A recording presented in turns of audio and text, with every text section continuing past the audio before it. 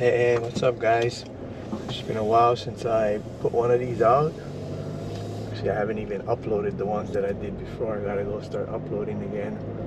Kind of got into a little funk about posting my videos. Made a bunch and then just didn't put them all. Kind of got into that same funk with our small man videos. And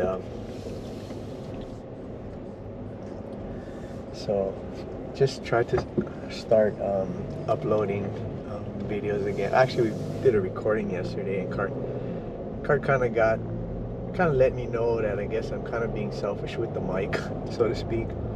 But I guess there are times where we had a good back and forth, but after a while he kind of started to not want to say anything. So then I said, well, how can you make a video if no one's talking, right? So I'm gonna try to make a conscious effort to involve him in the conversation, so it can be more of a back and forth and less of a dominated by me conversation, right? But I guess because I've been making these little car vlogs on my way into work, I kind of got used to the idea that I would be doing all the talking and coming up with all the topics and all that, right? So hopefully I can kind of get that in the groove, right?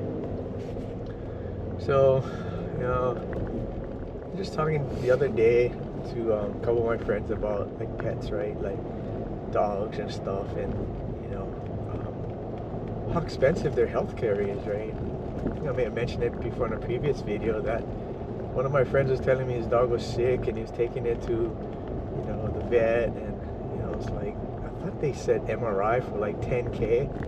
Like that's kind of an excessive thing, right? And it's just it's not even a cure. It's just to kind of see what's going on. I mean, I love my pets. I love my animals. I love my dogs. Don't get me wrong. I mean, but there is definitely, at least for me, a line where I draw, like how much I'm going to invest in them, right? I give them all my love. I make sure they have food and water and shelter.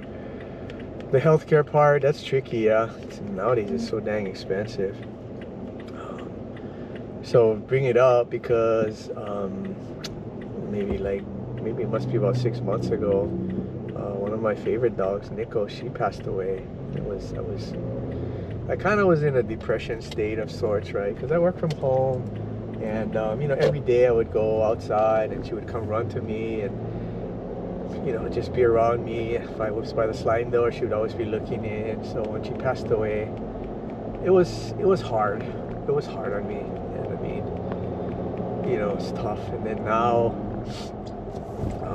we got two dogs at the same time, right? So one was Nico and one was OJ. OJ's not as affectionate and was kind of different. Like she kind of stayed away, but obviously still our dog, right? So last few days, like Cart noticed, even I kind of noticed she was kind of acting different. Last night she was just kind of laying there. Yesterday I kind of tried to pet her. She's like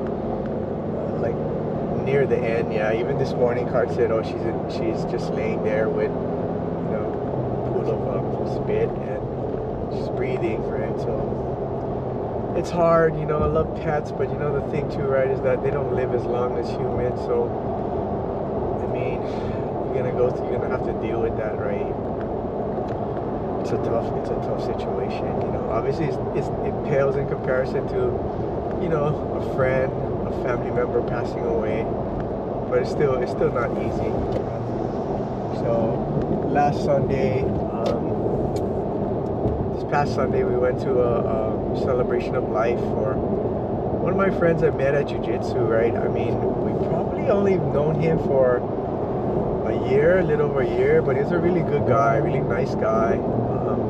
His son goes to our school too, so it was kind of tough. We went there, and it was a nice celebration. There were a lot of people, and then food was amazing. That entertainment, show our respects, right? It's just hard, like Dad's funeral's coming up in like a few months, right? In January, and that's not super looking forward to that, right? I mean, not in the sense that I don't want people to be able to, show their respects to my dad, but it's just something I have a difficult time dealing with, you know, like I get emotional and it's gonna be hard for me, I know, because people are family, friends, my jiu-jitsu friends, like they're gonna come and I'm just gonna be an emotional mess, yeah, and even my own kids and grandkids. You know, as a male, you know, there's certain stereotypes about being strong and not crying and not being emotional. But for the most part, I can handle those things. But when it comes to like death, oh, bro, that's just the worst. The worst thing for me, you know. Not that I'm afraid of death, but it's just that lost connection. You don't get to see the person and the memories come back, right? So it's gonna be a tough day for me. I really gotta kind of start mentally preparing as it gets nearer, right? Especially it's right after New Year's and Christmas, so we'll see. Anyway, on a higher note, we're getting closer to retirement. We're really getting to this, becoming much more of a reality now, right? So we're ending September. I think Kart's about 2 months into his job now. So I think one more month and he gets his insurance.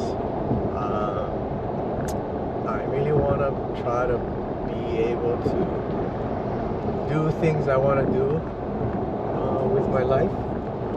But we'll kind of see how that kind of plays out timing wise, right? I want to try to save more money, but like the last 2-3 months, there's some sizable expenses, yeah.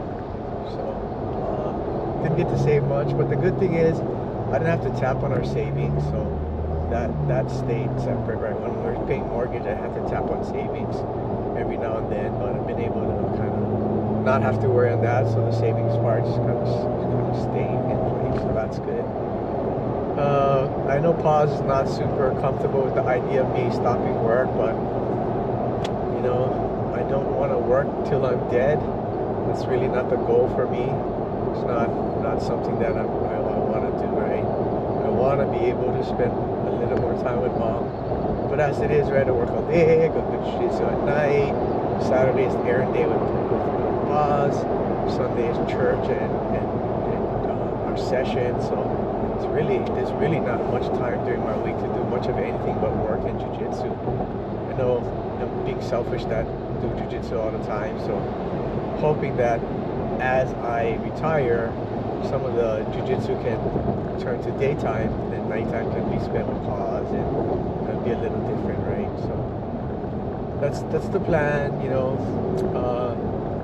No, we are working with one of our friends from jiu-jitsu. She does real estate and she's trying to hustle to try to see if she can get some space that I can lease, rent, to hold our sessions outside of the house, which Paz has come to accept Sunday, but she doesn't want me to do anything beyond Sunday, right? So I'd like to do more sessions, but I don't want to make her mad, right, by doing it on a weeknight. I've done it a couple times, but very infrequently, yeah.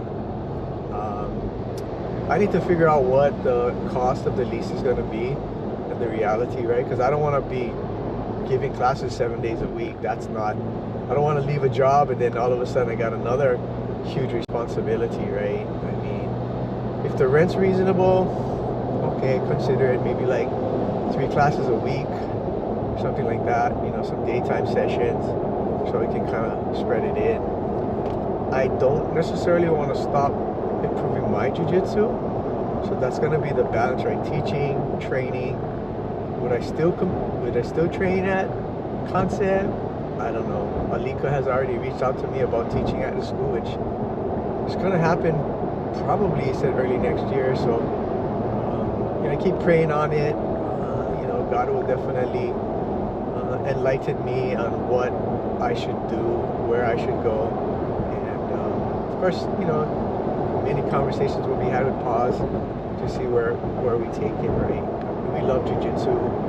We have a knack for it. We've been training for a while, so hoping that that all comes together.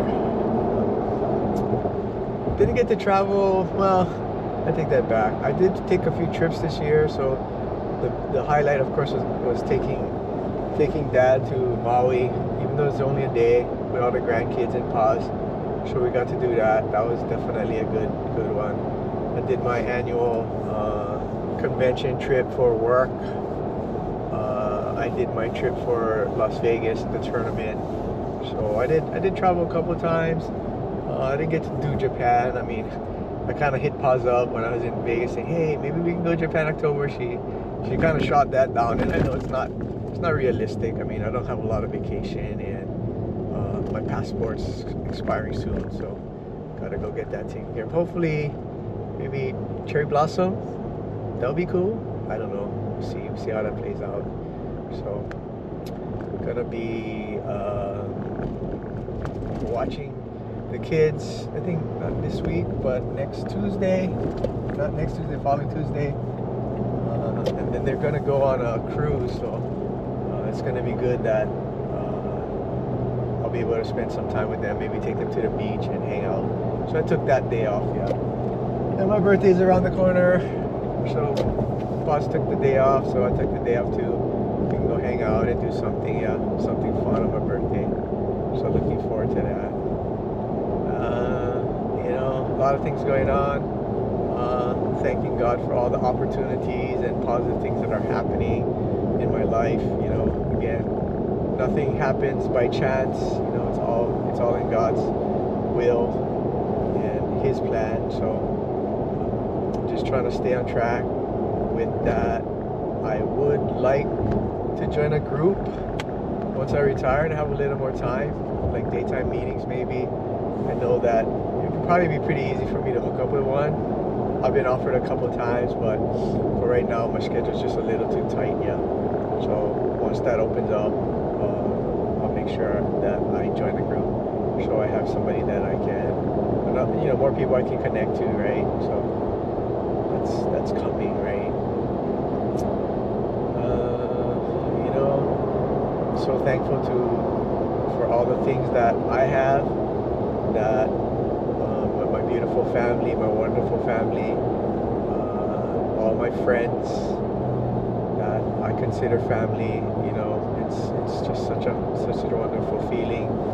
You know, the Sunday sessions that we do, all the people there, all their kids, they kind of feel like my own kids. You know, this way I treat them. I want them to feel like I'm like their uncle, or maybe like their, I want to say grandpa, but I could be their grandpa.